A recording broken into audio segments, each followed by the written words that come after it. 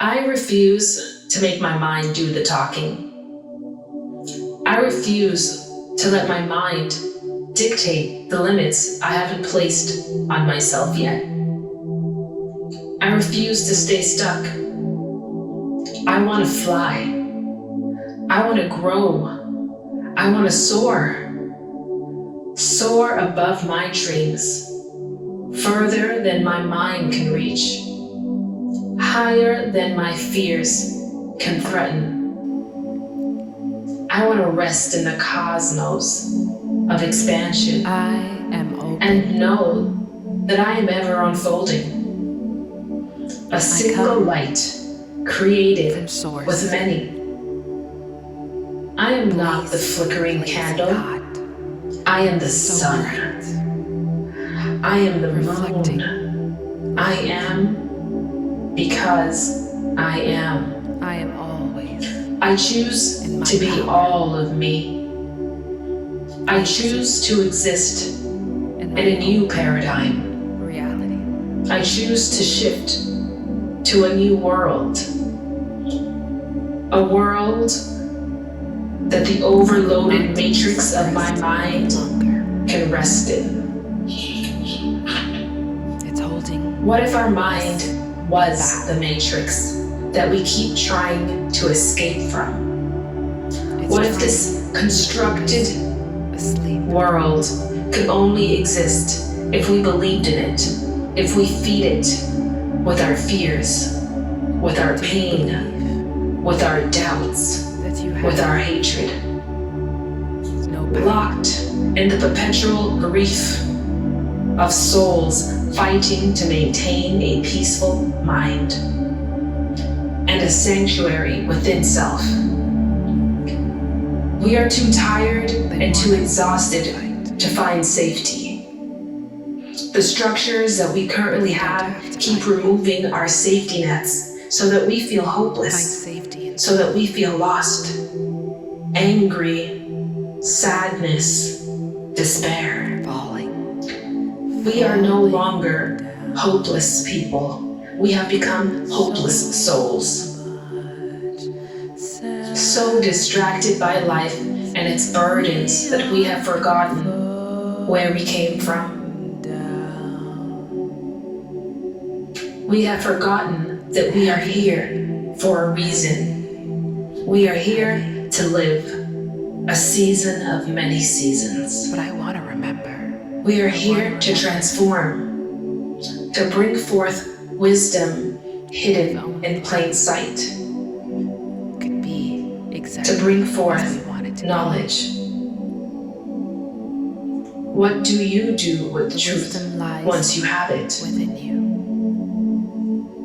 The truth you seek. And how do we tame a mind addicted to Can chaos? you find it? Can you hold it? Because that's what we're really addicted to. We have been conditioned to be addicted The chaos. to the chaos. Channel. We don't even know what a peaceful mind looks like. Hold on to Some days we see glimpses of it. Some days, for even a moment, for even a second, we feel peace. at rest. We feel stillness. We feel freedom. But almost in an instant, it's snapped back up.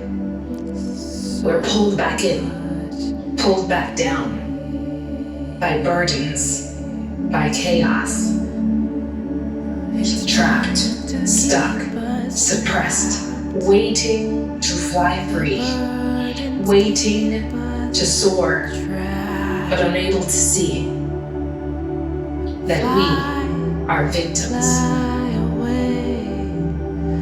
But we only stay victims if we don't realize that we are addicted to this chaos, to this madness, because the mind is madness. The mind Let it go. loves chaos, but the mind also loves order. We can train our mind to love order or love chaos, The order. but in order to do that, you need to taste peace. And the only way to taste peace is to taste joy. And the only way to taste joy is to have some fun. So that's why it's important Follow that your we bliss. find something we love to do. Your find something that captivates us, that pulls our minds towards it, that for even 30 minutes or an hour, we are so enthralled in the process of what we are working on and what we are doing that our mind is still, that peace is found, that joy can seep in. And the more that we are able to allow joy to seep in, to permeate the chaos that our mind is addicted to, that our mind has become accustomed to, that our mind actively seeks without realizing it.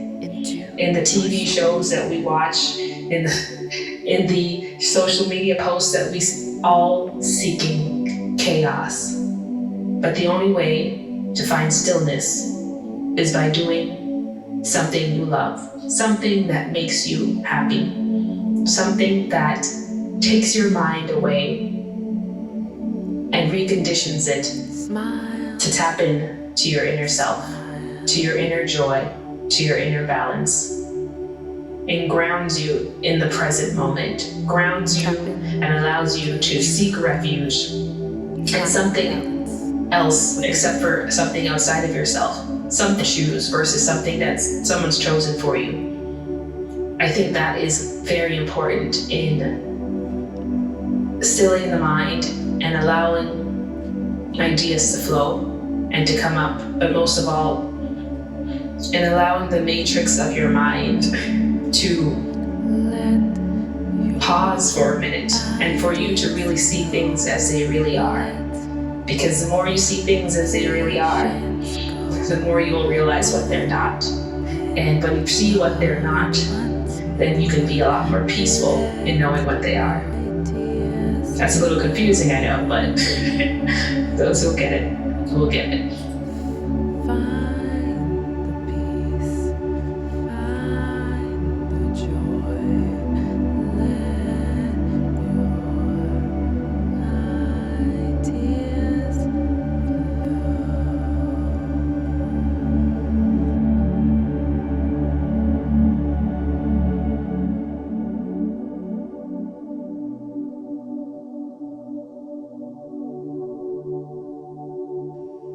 So you might be asking, why was it that I started talking about not letting your mind take over the process and allowing ideas to flow freely, trying to get unstuck, or more than that, refusing to stay stuck? I think at some point in life, we all get stuck. That is just a natural occurrence. That is just a natural process that we have to go through. Because sometimes you have to get stuck in order to find the path that's right for you. And as artists, we get stuck a lot sometimes. You know, we get burnt out if we're doing too much art. We run into a creative block. And sometimes that creative block that we think is the worst possible thing for us is actually the gift that we've always been waiting for. But we always find it uncomfortable to stay in those spaces of being stuck. And we find it uncomfortable because we feel like we should be plowing ahead and putting out as much work as possible, as fast as possible, when in fact that's sometimes more detrimental to the process. Because not every artist creates in the same manner. Not every artist can, pump out 100 pictures and not sweat a bullet. Some art takes a little bit more connectedness, I'd say. Sometimes it's even more deep than that. Sometimes it's tied into emotions and feelings, and trying to force your feelings and your emotions out is never a good thing. So it's better to flow with the creative process. Of course, you need to put in place routines that will help you unlock more of your creative talent and your creative ability and build on your skill. But I think creating intuitively is also important. Not forcing yourself to paint all the time when you don't feel like painting is probably a good thing, but also making sure that you have a habit put into place that allows you to paint when it's necessary, especially if you want this to be like a part of your creative journey, a part of your creative process. Like maybe you don't paint for 2 months, but then for the next 3 months, all you do is paint. I find that the next part of this creative journey for me is balance. Balance in my personal life, balance with my friendships and my family, balance with my work. Because I realize the more balance I have in these areas of my life, the easier it is for me to be creative, the easier it is for me to flow. The more I rest, the more I flow is kind of what I've realized. So I try to get as much rest as possible within reason.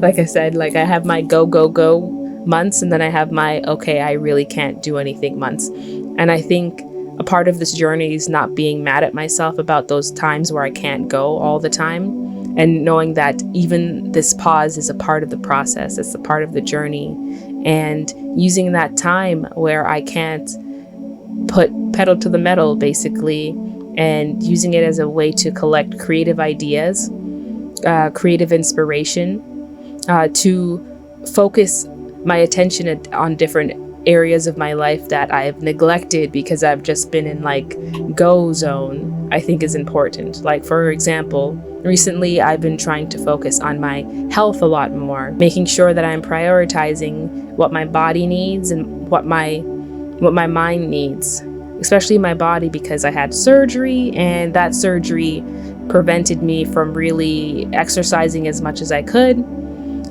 I'm still in the process of trying to figure out a good routine that's going to work with me and that's going to allow me to sit for hours at a time and paint, but still also be flexible and making sure that I'm getting my circulation going and my body moving, but also making sure that I get enough sleep to rest and recover properly. Because, we think that as artists, we think that it's only our hands that are important, but it's actually the whole part of us that's in the process of creating a piece of artwork. Our fingers, of course, are doing the small details, but our hands, our arms, our shoulders, our back, our body, our legs are also engaged in this dance called creation, even though we're sitting in one space, in one place, just making art.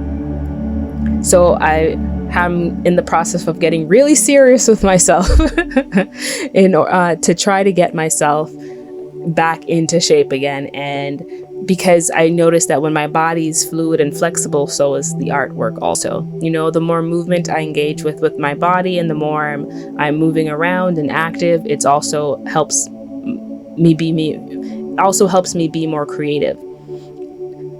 And for the days where it's not a time to be moving and flowing around, sometimes it's just a day to sit and rest. And, they call it rest and receive, so to speak. And that, honestly, those days are my favorite days, because after going for so long, just resting and doing nothing feels great. And then you realize sometimes that this is how you know when you've been going too long. You've been going for too long when you forget what it's like to rest. You forget what it's like to just sit down and read a book. And then you're like, the moment you start sitting down in a room by yourself, okay, they're like, what do I do? Where do I go? What do I create? Your mind is still in go mode. Your mind is still in a creative, I want to bring something forth into the world mode. But your body is like, I'm tired, let's rest. But you don't know how to rest anymore. You've forgotten how to relax. You've forgotten how to take a break. You've forgotten how to put yourself first. I think what I want to do in the future is I want to be that artist that prioritizes self-love and self-care, because above all, art for me is self-love and self-care. Creation for me is self-love and self-care, because it's the thing that has healed a lot of the things that I was working through at earlier stages of my life, and I didn't realize I was working through. It's part of the process that allowed me to really hone in on the things that were keeping me stuck, keeping me blocked, and let those go. But also it's one part in many that has enabled me to get out a lot of stuck emotions, a lot of stuck thoughts, and push me outside of my comfort zone again, because I was in such a big bubble for so long that I didn't realize it, because sometimes when you're in the bubble, you're just in the bubble. You're in the bubble bubbling and basically, and you think that all of this is normal. But once you get out of your bubble, you're like, wow, I didn't realize I was so deep. And it's nice to be out. And it's nice to just create stuff again for the sake of creating things without any intention except for, I like this. This is a nice color. It's beautiful. I want to add this paint here. I want to add this paint color here. There's no intention. There's no purpose. The only purpose is that it is art and it is beautiful and it has as many colors as I can put on a page. And this was my citrus painting. And I wanted to put as many colors as I could on a page. And I hope you guys enjoyed this painting and some of my words of wisdom from earlier in the video. If you guys want to stay tuned for more, please join me here at Tiana's Creative Studio.